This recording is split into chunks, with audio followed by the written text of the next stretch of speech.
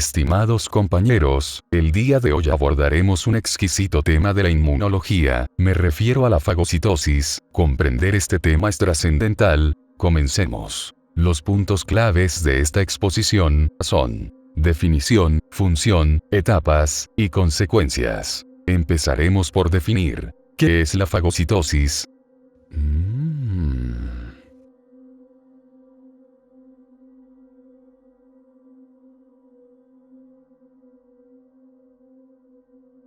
La fagocitosis es la primera línea de defensa contra una infección que emplea la respuesta inmune innata, es decir, una vez que los microorganismos patógenos evaden nuestras barreras físicas como la piel o químicas como las defensinas y otras moléculas, la respuesta innata atacará mediante la inflamación y la fagocitosis principalmente. Cabe recordar que el sistema de complemento pudiera en algunos casos ser suficiente para destruir microorganismos patógenos. La fagocitosis fue un fenómeno descrito inicialmente por Elias Mechnikov, un microbiólogo ruso, ganador de Premio Nobel de Fisiología en 1908. Sus estudios realizados en estrellas de mar dieron origen a las teorías de la fagocitosis. Es importante distinguir que la fagocitosis consiste en la ingestión de partículas mayores a 0,5 micras, como bacterias y hongos. La fagocitosis es una función muy importante de nuestras células. Dentro de estas funciones podemos mencionar la eliminación de microorganismos patógenos, como bacterias, hongos, y recientemente se han descrito también la eliminación de virus. También podemos atribuir a la fagocitosis la remodelación de tejidos, la eliminación de células propias en etapas senescentes o células dañadas por algún estímulo externo, es decir, las células necróticas. También se ha descrito la importancia de la fagocitosis como mecanismo para la eliminación de células cancerígenas. La liberación de citocinas proantiinflamatorias es consecuencia de la fagocitosis, es decir, el fagocito producirá citocinas que tendrán como objetivo reclutar más fagocitos o en el mayor de los casos solicitar apoyo a los linfocitos.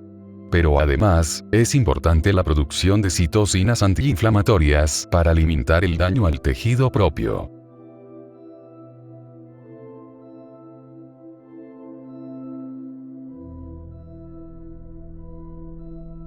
De manera general, vamos a denominar fagocitos a todas aquellas células capaces de realizar dicha función. Se puede distinguir en dos clases de fagocitos: los profesionales, que incluye aquellas células con la mejor eficacia para este propósito, pertenecen a esta clase a los macrófagos, los monocitos, los neutrófilos, las células dendríticas, y literatura reciente aprueba al eosinófilo como un fagocito profesional. Por otro lado, los fagocitos no profesionales son aquellas células que de manera ordinaria no son fagocíticas, pero en circunstancias extraordinarias y en un ambiente adecuado, es decir, por acción de algunas citocinas específicas, pueden actuar como células fagocíticas. En este grupo entran las células epiteliales y endoteliales, los fibroblastos, las células del epitelio pigmentario de la retina, y muchas otras células.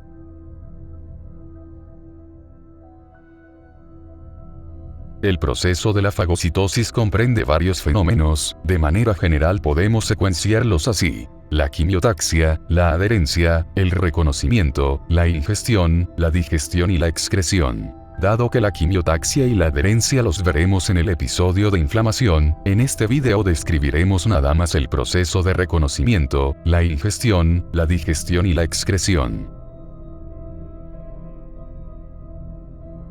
Una de las etapas muy importante para la fagocitosis es el reconocimiento, es decir, el mecanismo que le permita al fagocito identificar aquello que es necesario sacar de nuestro organismo. Para tal propósito, nuestras células fagocíticas cuentan con receptores. Los receptores que median la fagocitosis podemos clasificarlos en dos grupos generales: los opsónicos y los no opsónicos. Dentro de los no opsónicos están aquellos que pueden reconocer patrones moleculares asociados a patógenos, es decir, los PAMP.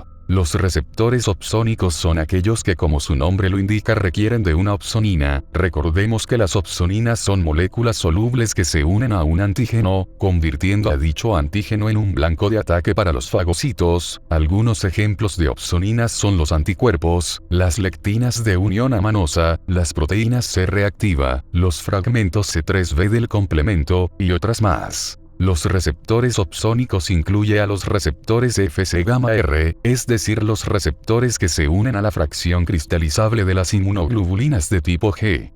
Se incluye también a los receptores CR1, 2 y 3 que se unen a los fragmentos del complemento.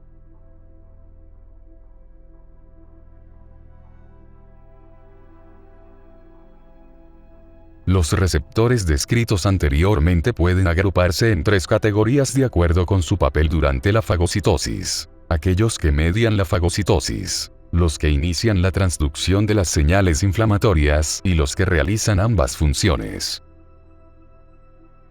Dentro de la primera categoría podemos mencionar a los receptores que reconocen residuos de manosa en la superficie de los microorganismos, tales como los receptores scavengers, incluyendo a los SRA, los CD36 y los receptores de macrófagos con estructura de colágenos, es decir, marco. Como tal, los receptores scavengers y marco median la fagocitosis no opsónica. Los receptores de la segunda categoría se especializan en internalizar las señales de activación inducidas por el reconocimiento antigénico. Uno de los mejores ejemplos de los receptores de este tipo son los TLR, los cuales se expresan de manera estratégénica en la membrana plasmática y a lo largo de las fases del fagocito. Estos receptores son muy importantes pues inician la respuesta inmunológica mediante la señalización por medio de 2 adaptadores. El trifoproteína adaptadora que contiene dominio TIR inductora de interferón beta, la molécula adaptadora MID88. Entre otras, que inician la vía de las caspasas para culminar en la activación del factor nuclear kappa beta. Estos receptores son esenciales para la maduración del fagosoma y la activación de las células fagocíticas.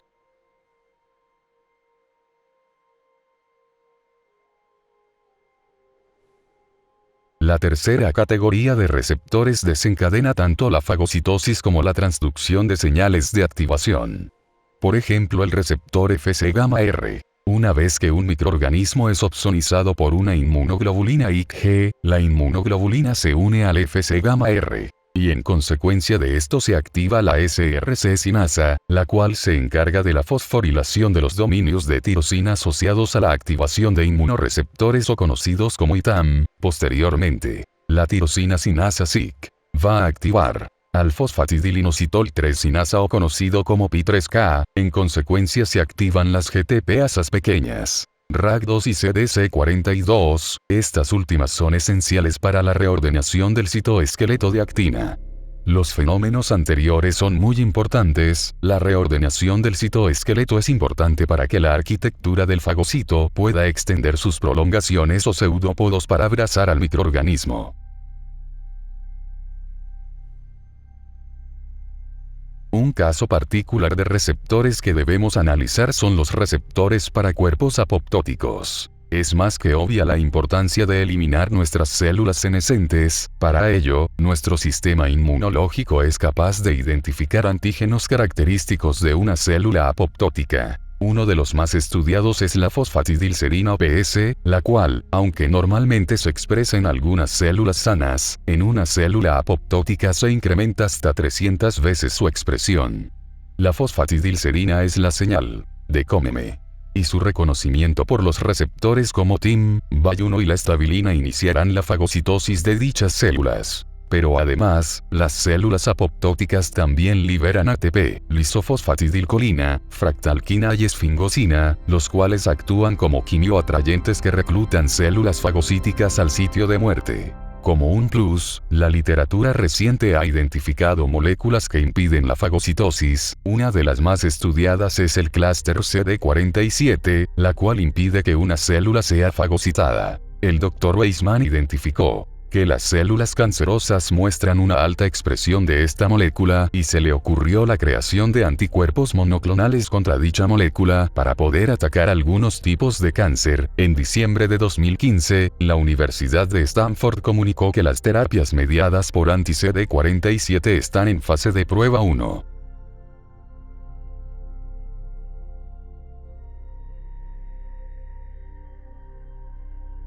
De manera inmediata, luego de la unión a los receptores y su posterior internalización, el microorganismo fagocitado es confinado a una gran vacuola delimitada por una sola bicapa de membrana, denominada fagosoma naciente. Su membrana deriva en gran parte de la membrana plasmática y el ambiente luminar es similar al del medio extracelular. Enseguida, por medio de interacciones de unión y partición, secuencias de membranas con compartimientos intracelulares, que incluyen endosomas tempranos, endosomas tardíos y lisosomas, se produce la maduración del fagosoma. Esta etapa culmina en la formación del fagolisosoma y adquiere la capacidad para procesar a los microorganismos. La maduración del fagosoma es mediada en parte por las RAP-GTPasas.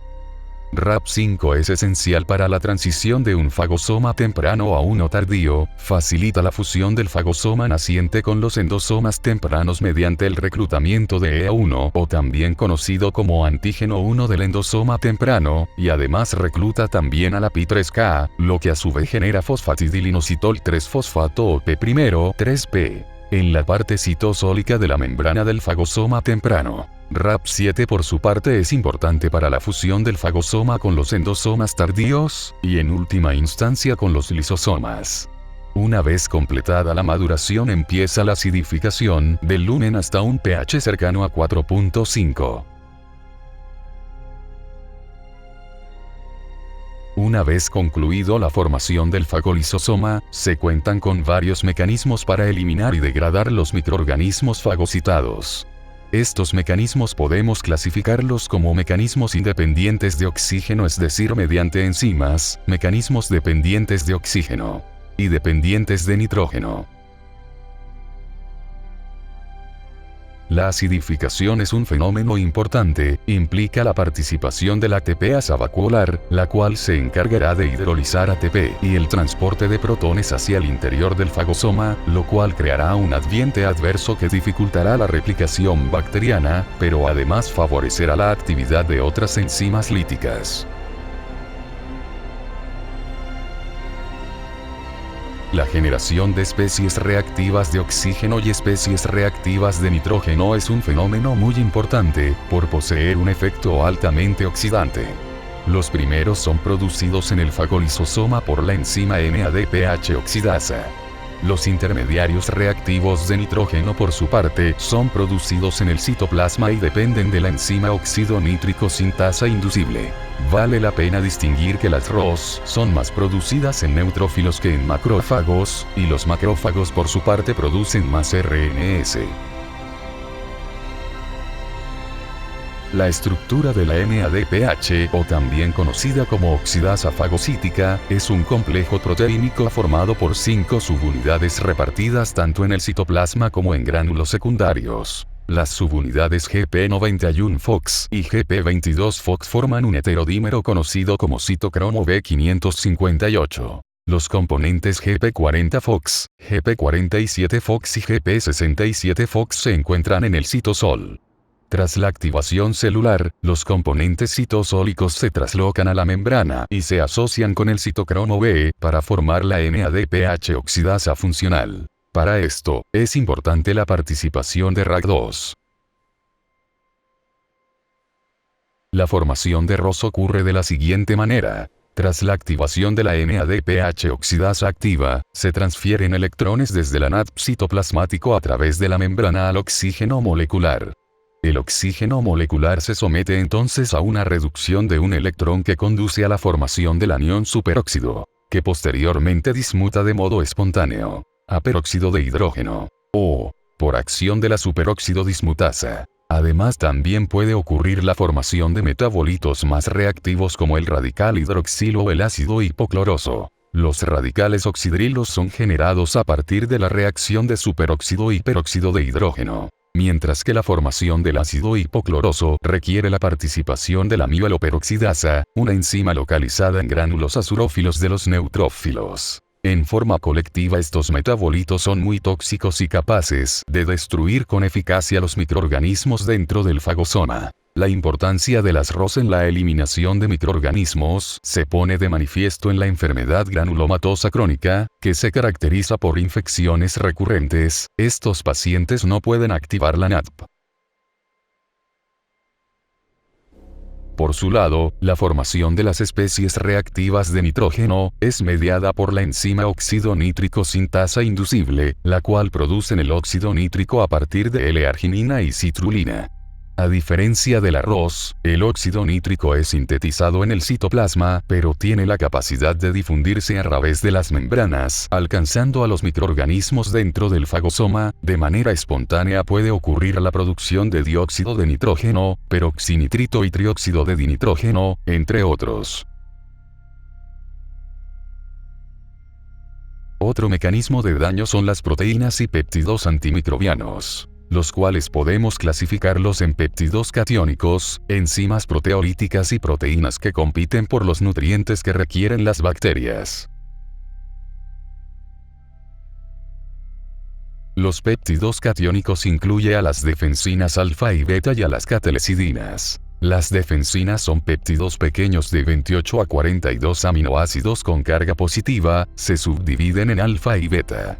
Los leucocinas y las células epiteliales son las principales fuentes de defensinas en los seres humanos. Hay 6 tipos de alfa-defensinas. Existen 6 tipos de beta-defensinas.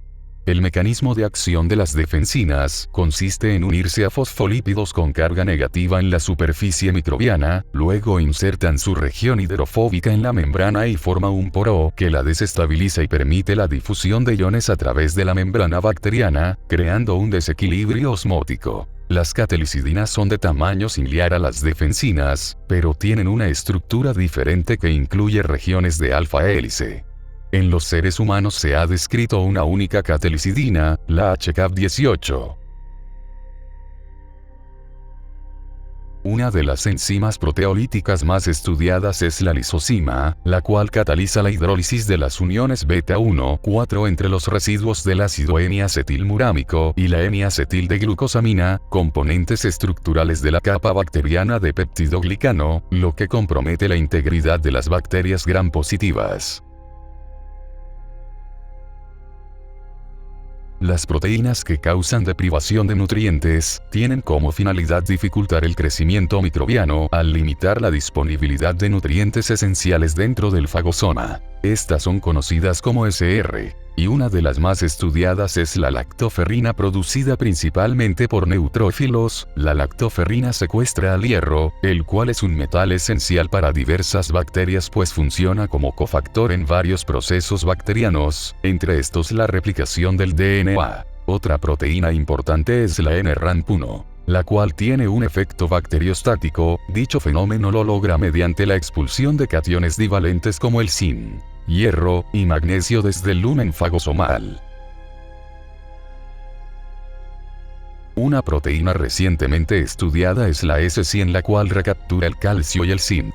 La última fase comprende la expulsión, la cual, una vez digerido todo el contenido del fagolisosoma, se sigue excreción. No abordaremos este fenómeno por ser estudiado en otros episodios.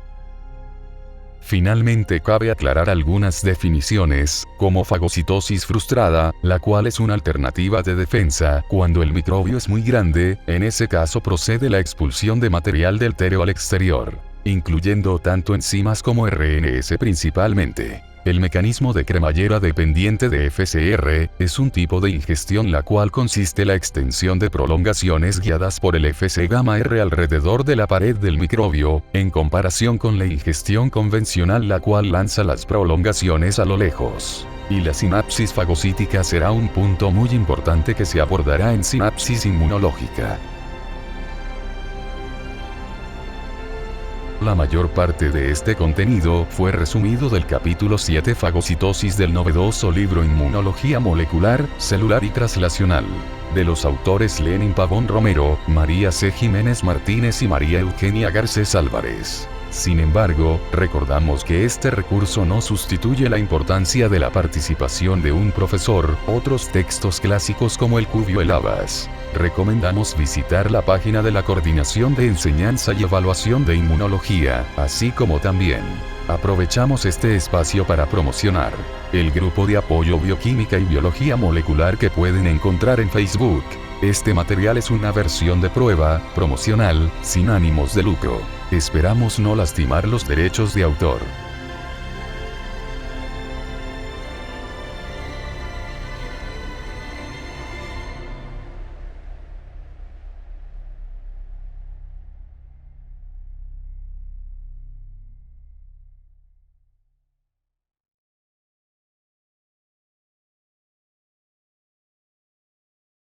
Fagocitosis fue traída para ustedes por Cinemedic Producciones, la cual es una alternativa de aprendizaje naciente, que pretende hacer del conocimiento un fenómeno que pueda compartirse y extenderse sin ninguna intención egoísta.